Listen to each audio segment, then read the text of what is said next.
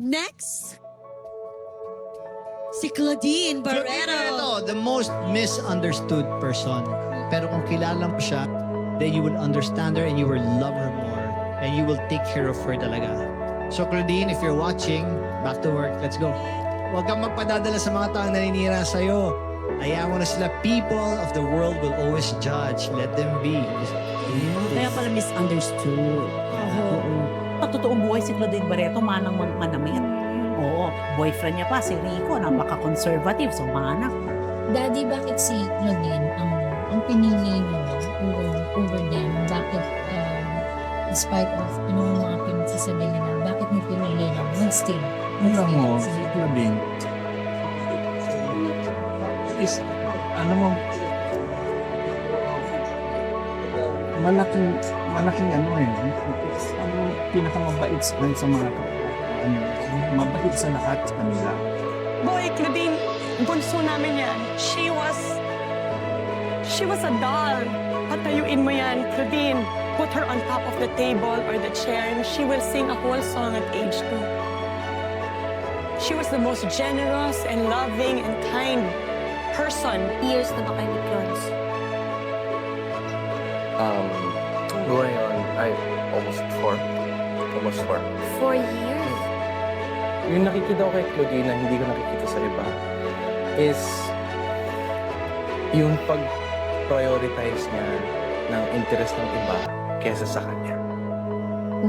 Oo. Mas inuuna niya yung kung ano nararamdaman ng ibang tao. So yun ang nagustuhan mo sa kanya? I guess yun ang isa sa mga dahilan kung bakit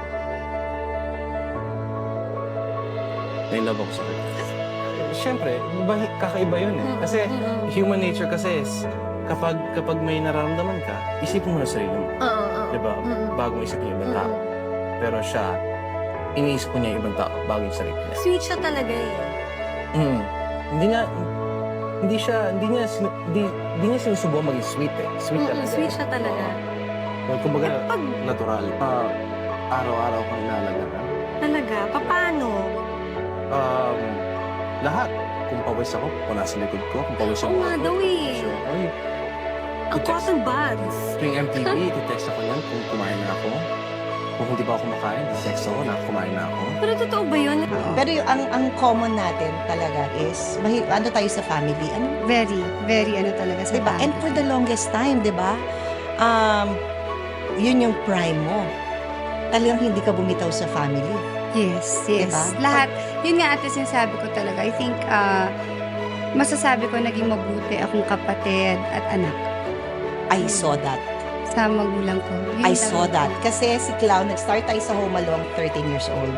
Yes. 13 ka lang. 13 na. Neneng. At saka si Daddy Mike, pag dumarating kayo sa set, kasama Daddy's niyo- girl ako. Yes, tapos masama pa ako sa inyo, nagla-lunch tayo. Yes, ha? Alam mo na, sa chicken, alam mo yung isang chicken. Yes, sa place na chicken. kinaka- Yes, o diba? diba Yung doon sinasama tayo ako ni lagi? Daddy Mike. Tapos, Tita Inday, talagang love na love. So, alam na alam ko po yan na si Clau, yung kanyang kabataan at in her prime, talagang she looked after her siblings Yes. and her family. Diba? Mhm. How was it? Ay, Nung nako araw. ate. Alam mo, I don't regret anything. Like, taking care of my family, my siblings, yung mga pamangkin ko. That's something I would, kung uulitin ko yung buhay ko, uulitin ko ulit yun.